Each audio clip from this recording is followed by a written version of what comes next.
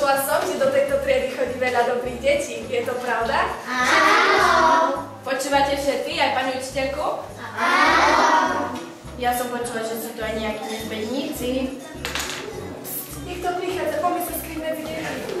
Viktor, ľudská. Čerpí. Ďakujeme to! To je príroda! Všetci tu nejakých nezbedníkov. Ale tu nie sú žiadni nezbedníci. Pochválený bude Ježiš Kristus. Som, že sa už na mňa tešíte. Aj počúvajte rodičov, pani učiteľky. Pekne, pekne. A viete, kto som ja? Poznáte ma? Mikuláš. Svätý Mikuláš je patrónom všetkých detí. V minulosti pomohol jednému mužovi, ktorý prišiel o všetky peniaze a nemohol vydať svoje 3 dcery. Mikuláš sa to dozvedel, zobral mešec zlata a pod rúškom tmy dal mužovi peniaze do okna, aby mohol vydať svoju najstaršiu dceru. Toto zopakoval ešte 2 razy pre ďalšie dcery.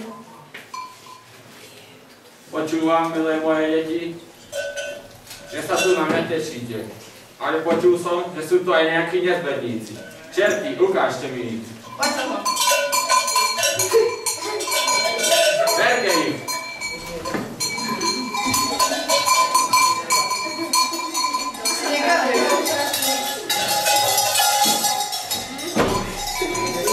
Aj mi zaspievate nejakú pesničku, alebo zarecitujete básničku? No nedám, celá je moja. Rozdiel sa so mnou. Nie, to sú moje raňajky. No, nebuď taký a rozdiel sa s nami. Neviem.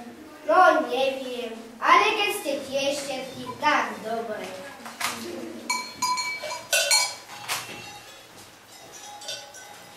Čo to má znamenať? Čo to tu robíte? Nehambíte sa. Prečo? My nič nerobíme, vybajeme. Tomuto hovoríte jedenie, veď sa tu bijete o kúsok rožka.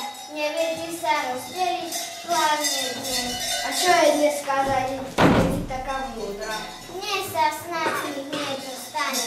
Kamaráti, poďte mi pomôcť. Na chvíľu ich necháme bez dohľadu. Čo sa robí? Oni dneska zase zabudli, aký je dnes deň. Deti, viete z vás takto poradiť všetkom, čo je dnes za deň? Mikuláša! Presne, vedie svätého Mikuláša. Preto sa musíme správať slušne a hlavne musíme sa vedieť rozdeliť, lebo sa môže stať, že keď budeme zlí, Mikuláš nepríde k týmto deťom.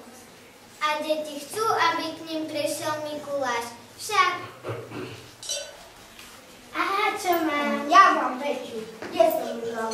Myslím, že si nám ju dal. A teraz ju spravodlivo rozdelíme.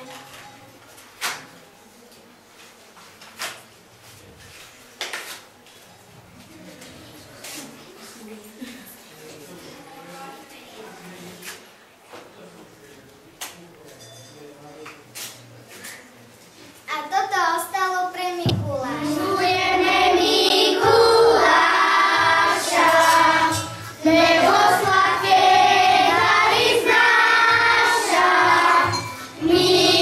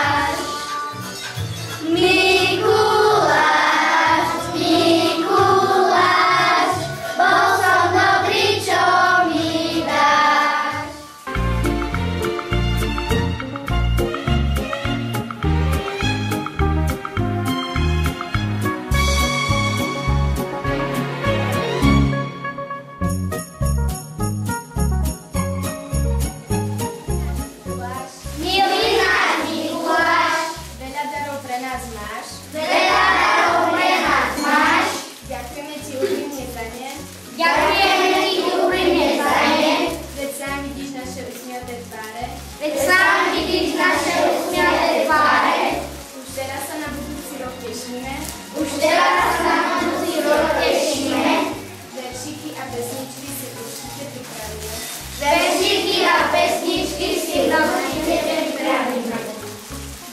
Ďakujeme, milé moje deti. Pánom Bohom.